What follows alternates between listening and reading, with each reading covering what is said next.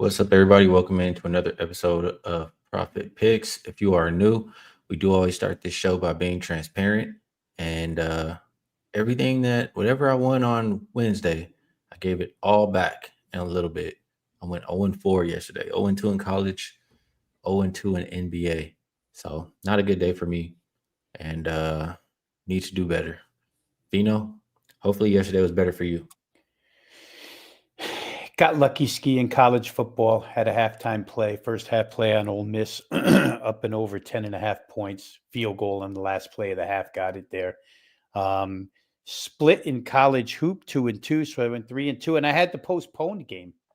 I had a play on the Bulls game, which had that moisture on the floor, and it never got played, so that one was a push. So 3-2 overall, small profit, we'll take it. All right. We have a lot of games today. I don't necessarily have opinions on all of them, and I did not make banners today. So I'll start at the top. If we don't have anything, we'll go quick. And we don't have the most time today either. So I'll start at the top. New Orleans and Washington. It is a game that's appealing to me. It opened -1.5 for the Pelicans. Looks like -3 or 3.5 or 2. It's all over the place. We'll call it 3. For the Pelicans right now. Total went up from 239.5 to 242. And as far as the injury report, Murphy's questionable, Alvarado's out, Sadiq Bey out, Herb Jones out, Murray out. For Washington, Trae Young will not be available. Whitmore is out. So we know there's no more CJ McCollum over there, no more Kispert. The Wizards, they have been playing good basketball lately, Rob, I don't know. I'm one to think that won't continue very much in the near future. Like this trade that happened, I don't think they're too interested in winning too many more games. I think they'll be very happy if they can get a nice draft pick to go along with some of these young pieces and Trae Young for next year. That makes me want to bet the Pelicans, but I don't like the thought of not having Trey Murphy. I think he's pretty important to what they do. I do still feel like the Pelicans can win if he's not playing, but to be laying the price right here, right now on the road, I would want to have him in. So lean towards Pelicans. What do you think about Pels and Wizards? Pretty much agree, Skee. And like you say, when I looked at this game, that thought popped into my head. We did talk off air yesterday about your view on the remainder of Washington's season. And like I say, that popped into my head quick. I would almost like to play the Washington side just because the number is where it is, but I can't do it without CJ McCollum, veteran leadership and whatnot. I think that's a big minus at this point in time. You mentioned the other side where you have now I'm spazzing on his name, 42 the other night though when he played, Trey Murphy. So don't like either way. Looked at the total though, 242. To me, it could be an up and down game. See a lot of points. New Orleans has been that way. Washington, not so much though as of late. So that held me back. No play. A lot of ifs, a lot of maybes in this game, but no real play. Okay. Yeah, this is one where I'm gonna wait. If Trey or if last when he gets ruled in or out, that is when I'll probably make my decision. And if it takes too long for him to get ruled in or out because I'm getting my hair cut and I can't wait any longer, then I'm probably just going to push the button because I do think the Wizards are not interested in winning. Philly and Orlando opened up 1.5 for Philly. Looks like 4 now. Total open 226.5. Looks like 227. As far as injuries, Embiid, I have him listed as probable, but I should probably refresh this. Yeah, he's probable. Orlando, you have Richardson questionable, no Suggs, neither of the Wagners, and Castleton also out. This Magic team, Rob, I've called them pretty good the last couple of times. And that's really how they've been playing. They've been just win one, lose one, win one, lose one. First thing that comes to my mind when I saw these teams on the schedule today is I remember earlier in the season, the Sixers got a spanking. They got an absolute beatdown by like 40 to the Magic. So when you lose by that big of a margin, you don't forget. They see the Magic tonight, they're gonna remember that ass whooping they got Rob Veno. So I think that's motivation enough, as well as the Sixers playing good basketball right now. I mean, they've won. I think they've either won or covered 4 of the last 5 games, something like that. And the Magic, like I said, they have been inconsistent, haven't been playing their best, and they're unhealthy right now. So all of those things, fourth game in 6 nights, coming off an overtime game for the Magic. I think the Sixers are the right side here. Anything from you on Sixers Magic?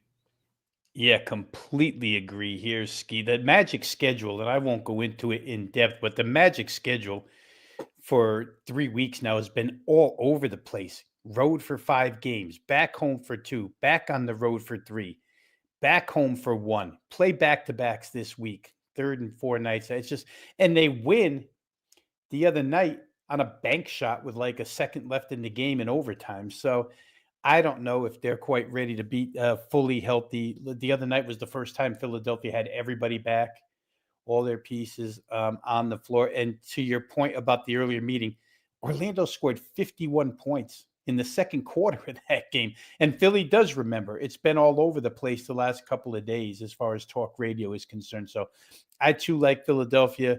It has shot up considerably now from 1 to 4. Seems like a big jump, but Orlando's just not in good form right now, and they have to be tired at this point in time. Their schedule has just been brutal. Yeah. So we pretty much agree here. I'm just wanting to make sure. I feel like there was something else I wanted to mention, but maybe. Well, you know what? The Magic, I'm looking at their free throw rate allowed. Yeah, they have been fouling a lot. I definitely see Maxi and them getting to the line, and the Sixers been killing it in the mid range, and Magic have been second worst defending the mid range lately. So a lot of things just line up for me for the Sixers tonight. Raptors and Celtics here, Rob Vino. Opened up 8.5. Looks like 10. We'll call it that. Total came down a little bit from 224. It came down more, but looks like it came back up a little bit here. We'll call it 223.5. As far as the injuries, Scotty Barnes is doubtful. Ingram is questionable. Jakob Pertl is out. For Boston, Minot is out. I, I like the first half in this game, and I'm gonna go with. Let me just double check the current lines. My bad. Current lines on first half. Oh, you can get a little better than I did on that one. You can get a 108.5. I like the under on this one. And I mean you can start off with, just recent performance as far as like Celtics 6-1 to the first half over last 7. Raptors on the season as road dogs 6-3 to the first half under. Looking at matchup wise a little bit in this one, Boston, we know what they like to do, Rob. They're gonna chuck them up from downtown. Number one, as far as attempts from above the break three on the season over the last 5 games. You look at Toronto, they pretty much match up well there. They're number one. I mean, I'm sorry, they're number 3 on the season and number 7 over the last 5 games as far as defending above the break three. I'm looking at the Raptors offense lately. I mean, they've been ice cold, at least from 3. And on the season, they haven't been a good 3-point shooting team. So, combination of those things, you got both teams bottom 10 in pace last 5 games. The Raptors, top 5 defensive rated team in that same span. I like first half under. I can't really talk you off the full game, um, but I do like the first half more. Anything you like here, Raptors in Boston? Didn't play, but I do think it's a lot missing for Toronto if, in fact, you don't have Ingram, Barnes, and Pirtle, um, the wing defense and the rim defense. I'll say this: I think that the Toronto team total could be in jeopardy here, probably an underplay. Boston, for what it's worth, in the standings, are only 1 game ahead of Toronto. So Boston probably takes this seriously. Not that Toronto won't. I just think that Boston has more manpower, and Boston has the home floor here on a Friday night to take it seriously. That being said, even though I think Boston wants to create some separation between these two in the standings, I can't lay 10 and a half with Boston here. So maybe if it takes on a little bit of a serious nature for Boston, maybe the Toronto team total under, which right now sits, that's been bet down to 107, some 106.5. So looks like that's going down as well. I I I think that Boston is more focused on tomorrow's game versus Spurs, but I mean, I think they'll look at the Raptors and just think that they can win. But I could be mistaken. We shall see. Dropping Dime says he feels like Celtics could go over their total. No Barnes really hurts. We shall see. How focused will the Celtics be on tonight? Will they come in? We'll see. I don't think offensive performance tonight, personally. Um, Clippers and Nets. I want absolutely nothing to do with this game, Rob Veno. But it opened -3, and it looks like 4.5 now. Total came down from 219 to 214.5. Any interest, Clippers and Nets? I looked at LA early, Skee. Obviously playing a lot better. Nets got a banged up, tired Magic team the other night and made it close. I don't know if they can make it that close here. Didn't bet it, but I would say I initially looked at LAC to get the job done here, up to 4.5. Now, still could get it done. I still might get there with the Clippers. All right, Thunder and Grizzlies. This has to be some injuries here. Thunder open -3.5. Looks like 5.5. What is going on here? Caruso, SGA, Hardenstein, Chet, Cason Wallace, Jalen Williams, all out. The Grizzlies, same long. I mean, this is a pass. The injury list alone for both teams is just a pass, Ravino. Is there anything you want to do with OKC and Memphis? There's 9 names on the Memphis injury report right here. It's the same every day. And then the key, of course, Morant out for them. So no, really nothing to do. And OKC, we've said it a couple of times this week, Ski. They're just not playing really good right now. Just not Right. playing good enough to trust them to lay on the road. All right. New York and Phoenix opened up -2 for New York, down to -1. Total came down from 231.5 to 228. Yabusele is questionable. Hart, Shamit both out. For Phoenix, Bouye, Jalen Green are out. I talked about the Knicks without Josh Hart. Still feel that same way. Knicks on the road haven't been great. Phoenix has been playing well, but it is their 4th game in 6 nights. And I feel like they shot really well last game. You could get some regression here. That's what makes me nervous. But is Phoenix or pass for me in this game, Vino? How do you see it? Yeah, they caught because I had them the other night, Phoenix, and they caught Memphis in a back-to-back when Memphis had won a game by 1 point the night before. I think it was a pretty taxing effort for Memphis. So Phoenix did what they were supposed to do. There's a lot of line movement in that game towards the Suns. Knicks on the road. Obviously, I tried it on Monday or Tuesday against Detroit. They got absolutely slammed again on the road. I shouldn't say slammed again, but they lost again on the road. And it's the home road dichotomy for them is a real thing this year. So for me, the way Phoenix is playing as of late, very, very good. Probably get up for this one. Knicks coming in on a Friday night. I would assume you get a really good effort out of Phoenix here. We'll see if they can stay away from some Dylan Brooks technical fouls. But if I had to play, I would play Phoenix. All right, Atlanta and Denver opened up -2.5 and down to 1 or pick 'em. Total also came down from 237.5 as low as 233. For the Nuggets, you have Brown, Gordon, Murray, all probable. Jones, questionable. Bates, Johnson, Jokic, Valanciunas, all out. For Atlanta, doesn't look like we're going to see CJ or Kispert out there tonight. But I mean, I have to think this is in at least an Atlanta spot. Um, Nuggets. They've been on the road forever, Rob. I feel like they've been on the road since maybe before Christmas. Um, yeah, Nuggets first game home after a 7-game road trip. So that's a flat spot if I ever seen one right there, Rob. As well as the injuries that they have. I know they're getting some guys back, but they don't get the main guy. For Atlanta, I feel like it's good energy now. They were already winning without Trey. Now everybody's setting their roles because the trade has been made. I would be taking Atlanta or nothing in this game. And I would have to agree. If I like Atlanta, I would have to agree with the total coming down because Atlanta, I mean, when Trey's not on the court, they're very, very capable defensively. Top 5 defensive rated team last 5 games, actually. Uh, They can probably put up some points on Denver because Denver's defense is not great, but I trust Atlanta's defense. So either Atlanta or Denver team total under, one way or the other. That's how I'm looking to play this game. What do you think?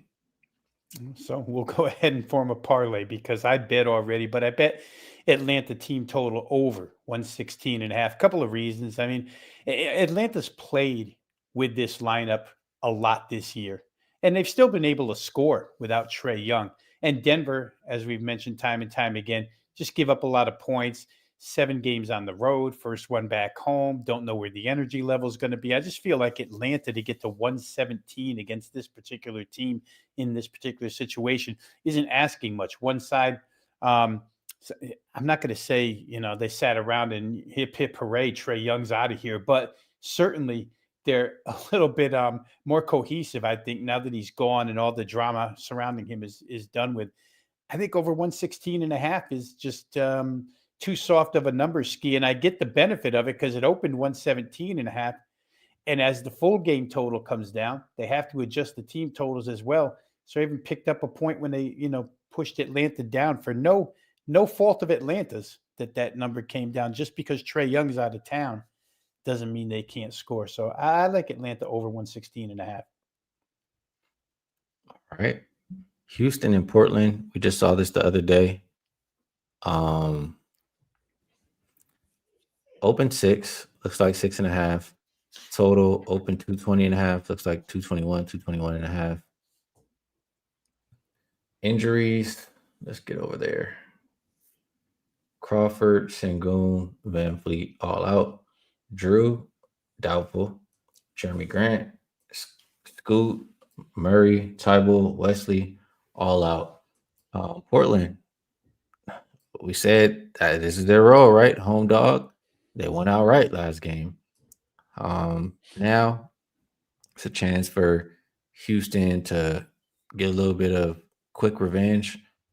I just don't trust Houston right now without Shingun. That's really what it is. Like, I worry about the shooting for Houston.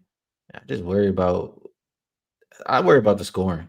It's not. I don't trust Houston without Shingun. That's what it boils down to. So it's Portland or nothing for me again here. What do you think, Vino?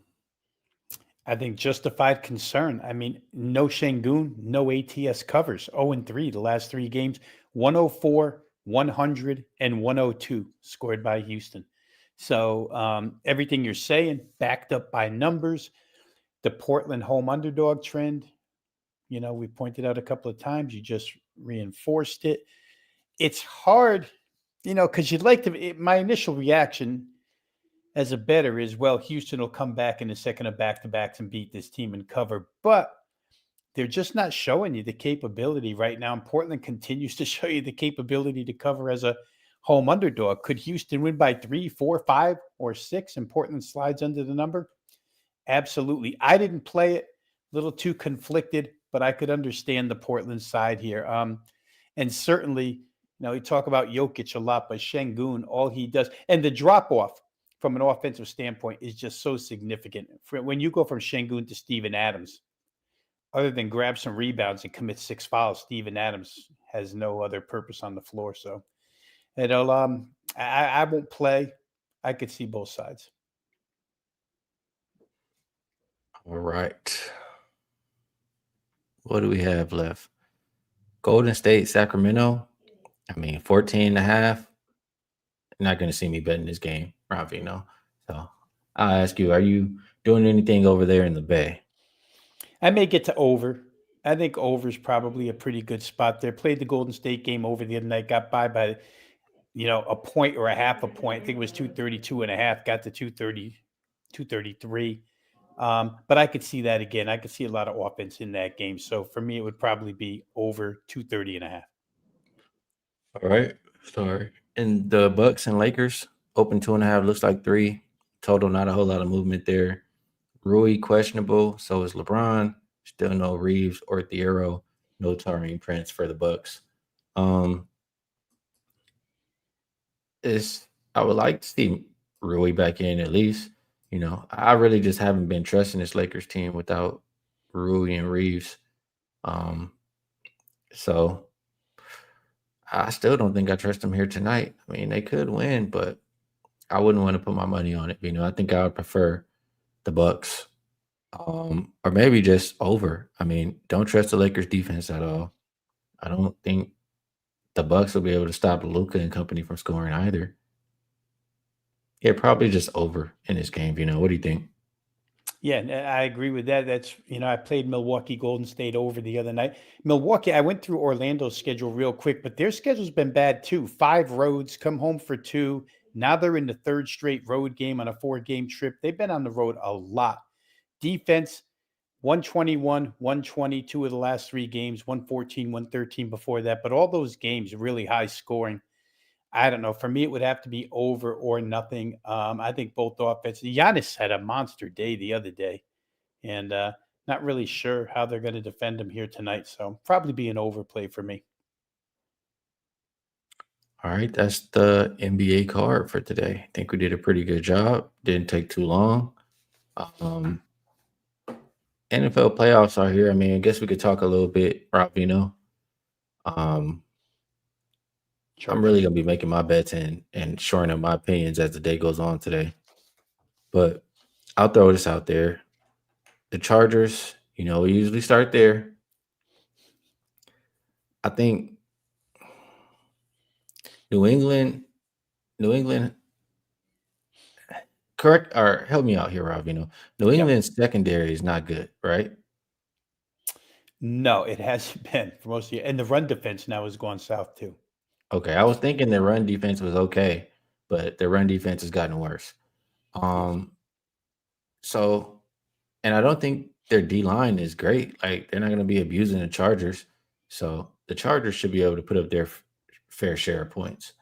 Um, on the flip side, I don't think New England has. They don't have a great run game, and the Chargers. That's how you beat them. You run on the Chargers. The Chargers' pass defense you know, is a little bit better. That's how. That's how I would attack the Chargers. I would run against them. As a Charger fan, I'm telling you this. This is what I've seen for years.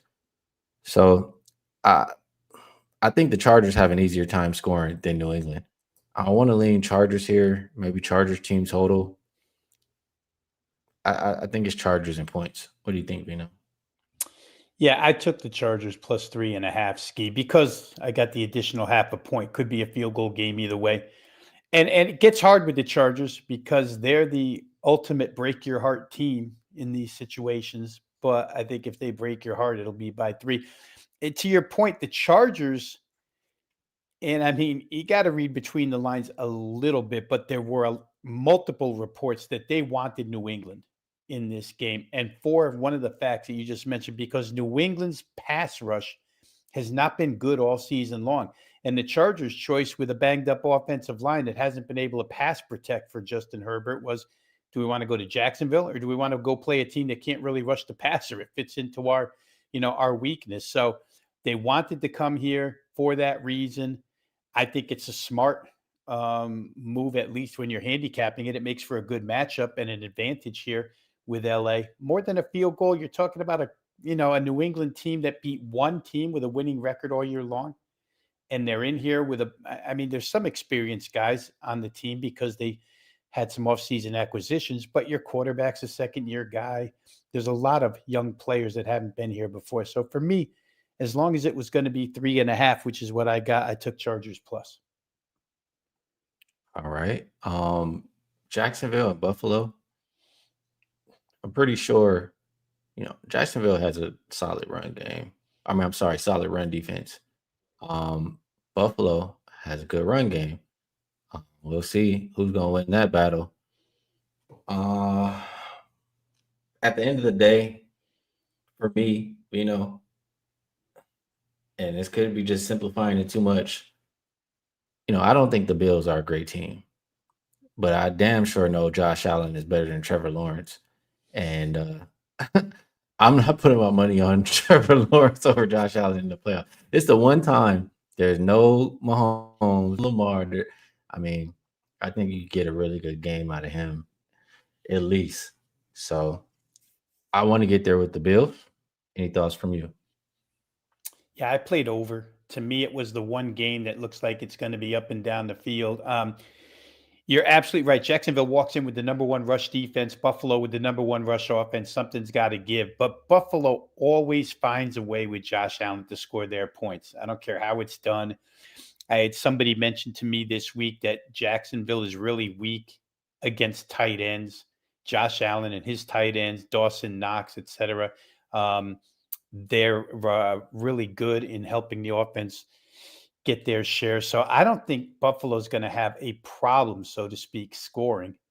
But I don't like their defense whatsoever. I mean, their run defense has been, well, I'll go ahead and say it. It's been ass for quite a while. I think they're giving up like 137 a game on the ground. And Trevor Etienne and that Jacksonville running game has come around. That's what's made them better second half of the year. Lawrence can still make some plays with his legs and his arm. I think he's a little more confident now with this head coach, a little better play calling, et cetera, et cetera. So I don't know, Skee. 52 is a key number when you're betting totals. Games land there, but I think this one's going to get beyond that. So I bet over 51.5. Yeah, I can see that. I can see points. Um, Chicago and Green Bay. I'm gonna be very straightforward. I don't trust Green Bay at all. I do not trust them. Like their defense, shell of what they were, with no more Parsons. Um, the offense, the receivers just dropped everything. Crap. The injuries as well. Like it's nothing to like for the Green Bay side for me. Like it's nothing to like about that team right now for me. For Chicago, I do like Ben Johnson. I like the way he's been running the offense. They'll run the ball down your throat. Their offensive line is good. Running back's good. And I think they can run on that Packers team. The way they've been running on everybody else. So I think they can control the game like that. I don't think Caleb Williams has to do too much. I would be picking the Bears here. Any thoughts from you? Well, it's the toughest game for me. I didn't bet yet. In the back of my mind, I still see a revenge angle for Green Bay, which lost that wacky ass game like 3 weeks ago to the Bears, where the Bears had no business even winning, onside kick recoveries, et cetera, coming from nowhere to score 3 touchdowns in the fourth quarter and overtime, whatever it was. That was a horrible loss for Green Bay in a game that they had Chicago wired. And then I watched last week when Chicago has a chance to lock up the number 2 seed and have multiple home games, and they can't score a point for 3.5 quarters against Detroit, which has nothing but an injury list on the defensive side. Couldn't do anything. It's almost as if, and I sort of give that half a pass, Skee, because it's almost as if Dan Campbell and the Lions know what Ben Johnson's going to call.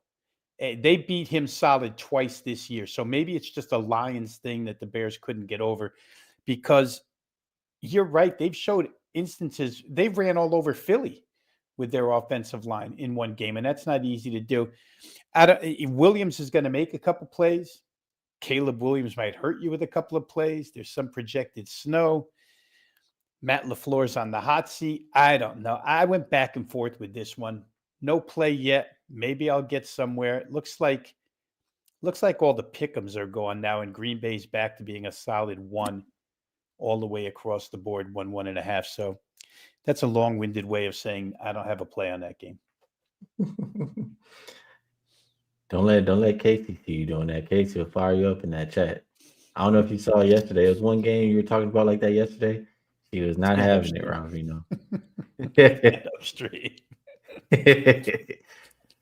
All right. San Fran and Philly. This one is a little tougher for me, but I don't trust San Fran. It's kind of what it boils down to. I don't feel very strong about this one, but I just think I trust the Eagles more than I trust San Fran. Like, or help me out here, Rob. The Eagles are healthy, Mhm. right? Like their defensive line is healthy. They got Yes. is Lane Johnson playing? Lane Johnson's playing. Philly is healthy. I mean, I think they're the I think they can win this by a touchdown. So, can you talk me off of the Eagles in this one? Here, about 30 miles or 30 minutes away from Philadelphia, Skee, all the talk all week long. You'll probably remember this. Last time San Francisco was here for a playoff game, maybe it was like 3 years ago, the Eagles knocked Brock Purdy out in the very first quarter. It was a game where Eagles went to the Super Bowl. I And remember that. San Francisco did nothing but bitch and moan for 18 months afterwards about how they would have won if they had their quarterback. And the Eagles remember all this stuff, especially the fan base remembers all this stuff. So the Eagles will be fired up here. I'll say real quick, it was the first game I played. San Francisco's defense has been abysmal, for lack of a better word, for about 10 weeks now. And it's mostly due to injuries. And they lost 2 more linebackers against Seattle the other night. D. Winters went out, probably won't play. I'm missing the other guy's name right now off the top of my head, but you got 2 linebackers that weren't even starters to begin with that might not play. People are going to say Philly's offense has been inconsistent all year long, but sometimes the perfect remedy for that is a defense that can't stop anybody. And so behind that offensive line with Barkley, Hurts, et cetera, I like Philly's team total over 24.5. Don't necessarily want to lay points against Christian McCaffrey and that Frisco offense because it's been real good and they may be able to keep up. But I don't know how they're going to stop Philadelphia from scoring here unless Philadelphia shoots themselves in the foot. Interesting. Yeah, it's gonna take a little bit more for me to get there with that game. Um, Only other one on the weekend here, Robbie, is Rams and Panthers. Clearly, I mean, for one, it stands out to me. This is the one road team laying all these points, double digits for the road team here in the wild card round. Pretty interesting. But the Rams are clearly the better team. Um, I gotta ask you, how good how good is that Rams defense? I mean Rams run defense. So funny because when I was thinking about what I was going to say, I'm going to use your phrase from basketball all the time. I can't trust you to lay points if I can't get stops. And the Rams aren't getting a lot of stops. These 2 teams played once already this year. Carolina won the game right here on this field by 3 points, I think 31-28.